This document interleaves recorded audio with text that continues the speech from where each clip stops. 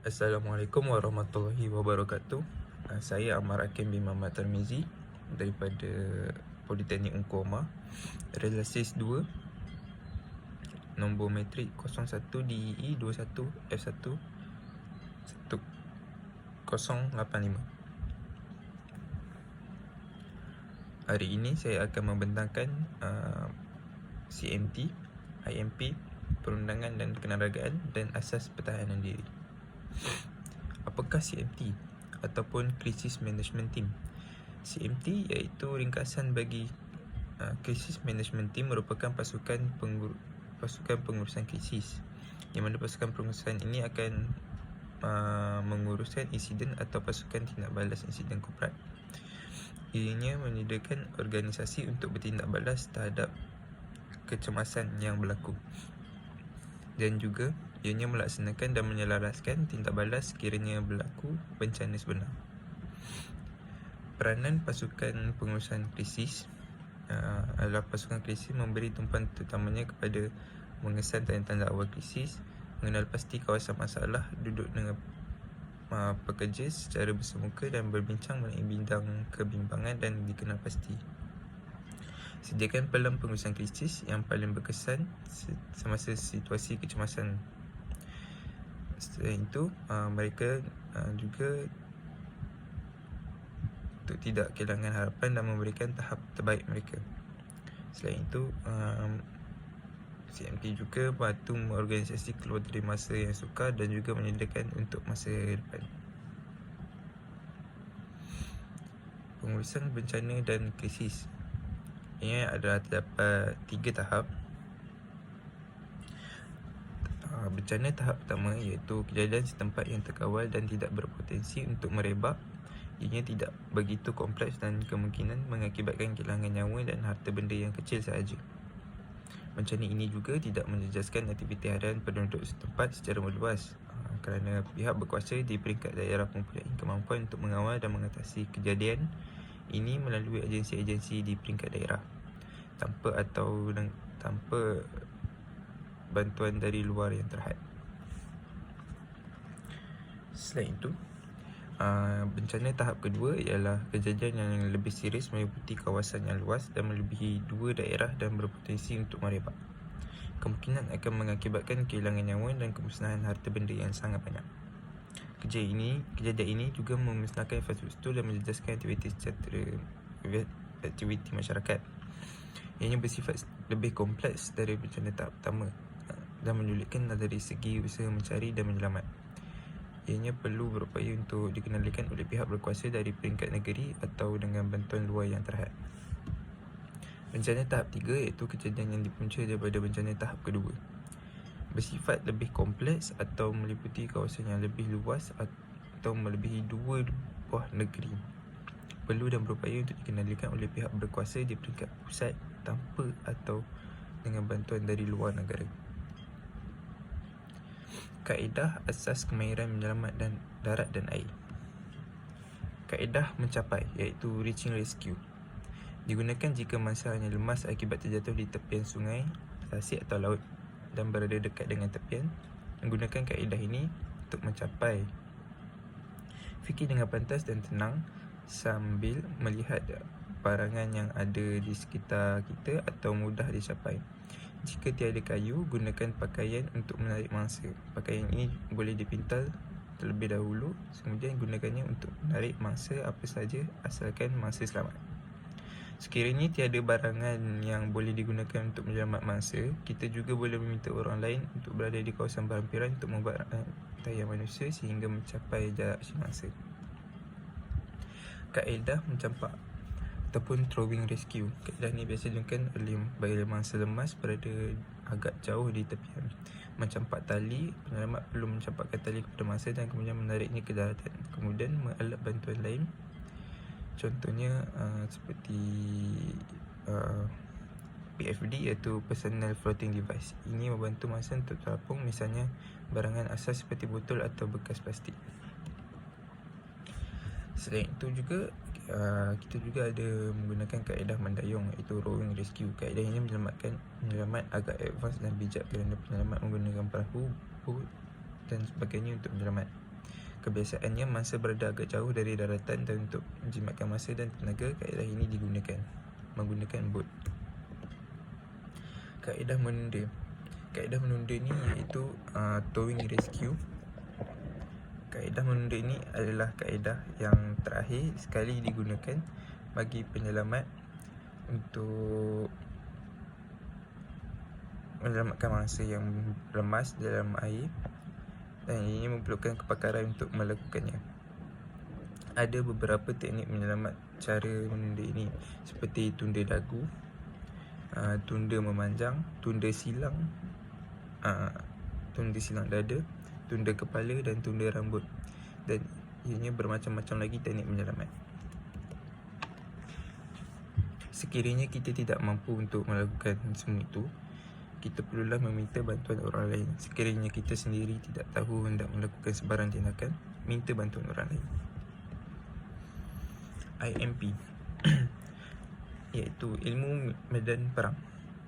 Ilmu medan perang, iaitu singkatannya IMP, adalah segala kemahiran dan pengetahuan yang diperlukan oleh seseorang soldadu di medan pertempuran. IMP berkait rapat dengan latihan senjata. Seseorang soldadu yang telah menguasai pelajaran senjata dan mahir dengan IMP boleh dikatakan telah menjadi seorang soldadu yang baik. Pelajaran ini wajib diajar kepada semua soldadu supaya mereka boleh bertempur dengan baik dan penuh semangat untuk mencapai kejayaan di dalam sesuatu pertempuran ataupun operasi. Tujuan mempelajari IMP ialah bergerak dan melakukan ikhtiar hidup dengan pantas di medan perang, memerhati dan mengelak diri dari diperhatikan, menggunakan tanah dan perlindungan, boleh mengagak jarak, boleh menunjuk sasaran tahu lengkuk tembakan dan perintah kawalan tembakan. Tugas sentri, pergerakan menggunakan senjata, peralatan dan senyap, sentiasa berwaspada dan bersedia menghadapi sebarang keadaan. Perapungan, merantasi halangan sungai. Ianya terdapat dua jenis pangkalan, iaitu pangkalan sementara dan juga pangkalan tetap. Pangkalan sementara sesuai untuk diduduki sementara saja dan berhenti atau bermalam sementara. Pangkalan tetap pula ialah sesuai untuk diduduki lebih dari satu malam dan menjalankan gerakan yang sama ada dari pangkalan tersebut. Bentuk pangkalan juga terbahagi kepada dua, iaitu bulat dan juga segitiga. Memilih pangkalan hutan yang sesuai berdasarkan ciri-ciri.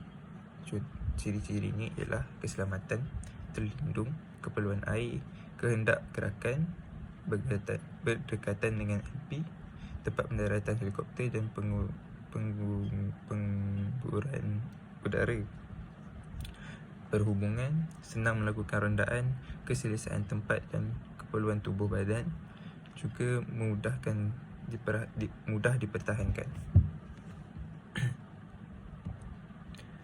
Tipu helah. Untuk keselamatan yang maksima, beberapa tipu helah hendaklah dilakukan.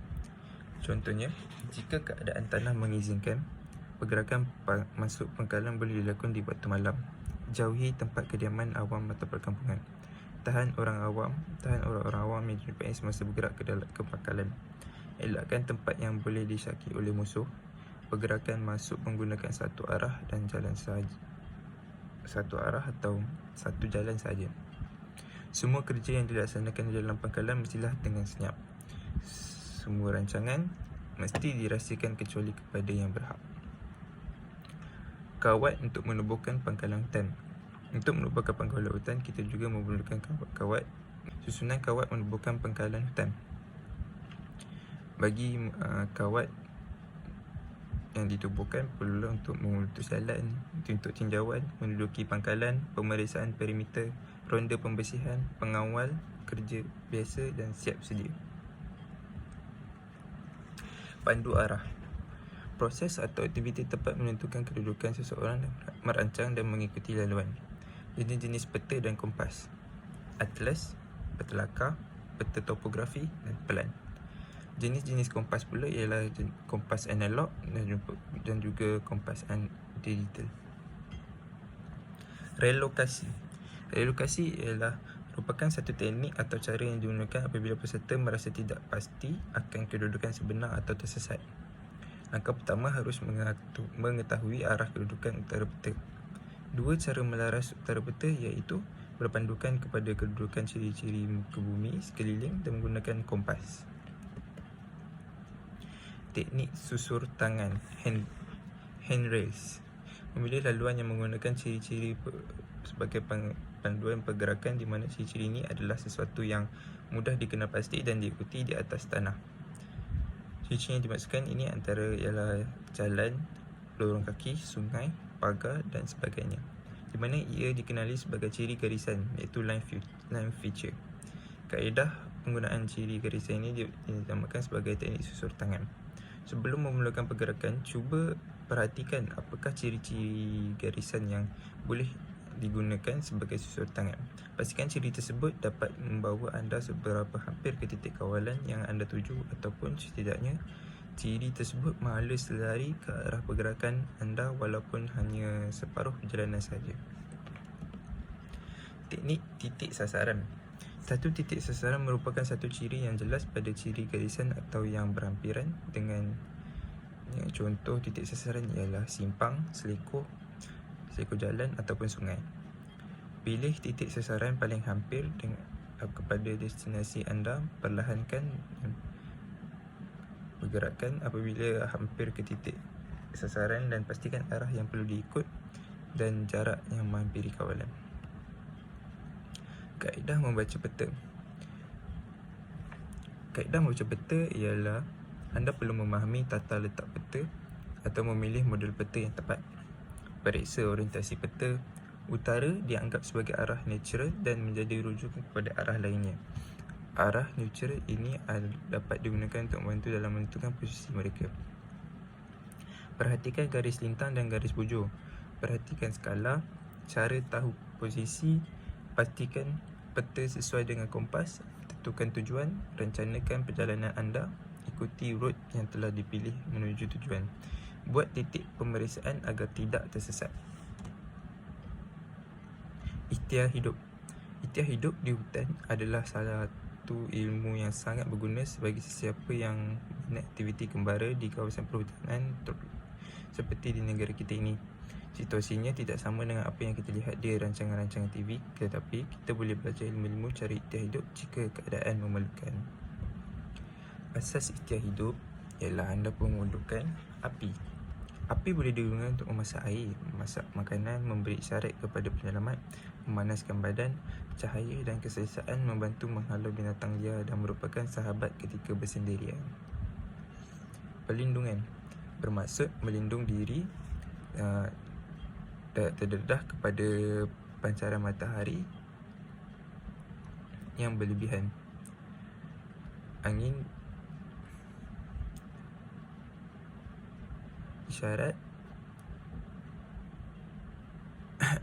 menandakan kehadiran kita dan kebolehan kita menarik perhatian orang lain yang meminta bantuan.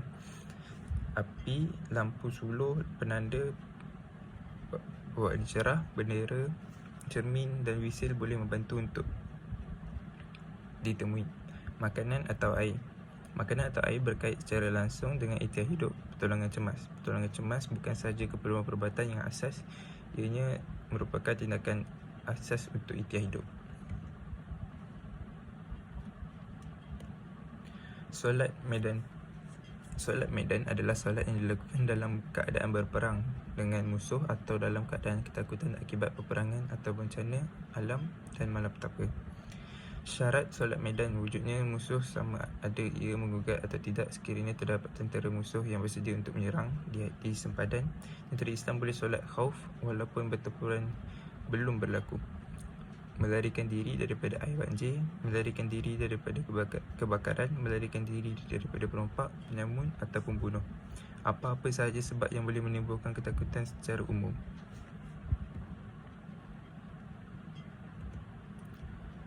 Combat medic. Mengurus rawatan perubatan kecemasan untuk masa medan perang. Membantu dan penjagaan pesakit luar dan penjagaan pesakit dan rawatan. Ambil suhu, denyutan dan tekanan darah pesakit. Sediakan sipar darah untuk analisis amal. Selain itu juga ianya menyimpan rekod kesihatan dan fail klinikal terkini. dan memberikan tembakan dan ubat pada pesakit. Sediakan pesakit bilik operasi, peralatan dan bekalan untuk pembedahan.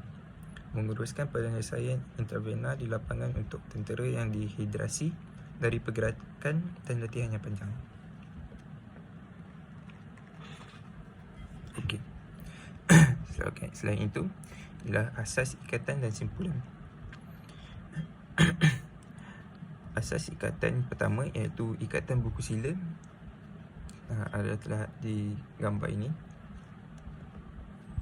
Yang ikatan kedua ialah ikatan bunga geti.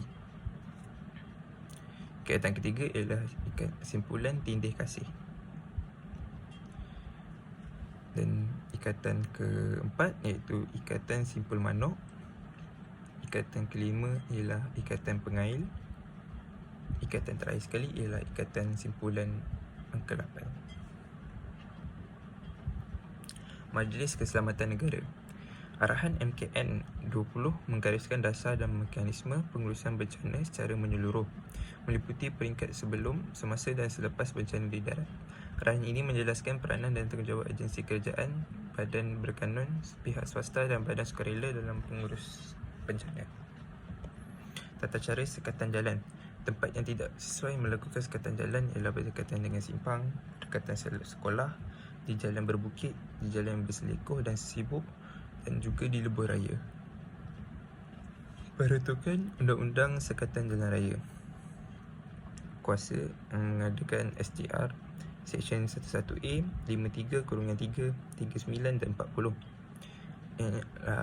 Letak pada Akta Kastam 1967, Eksas 1976, C Palang Jualan 1972, Dadah Berbahaya 1952. Kuasa bagi menahan dan memeriksa kendaraan. Seksyen 11, Seksyen 53/1, Seksyen 39/1, Seksyen 27/8. Yang terletak pada Akta Kastam 1967, Eksas 1976, C Palang Jualan 1972, Dadah Berbahaya 1952. Taklimat sebelum sekatan jalan raya ialah langkah keselamatan.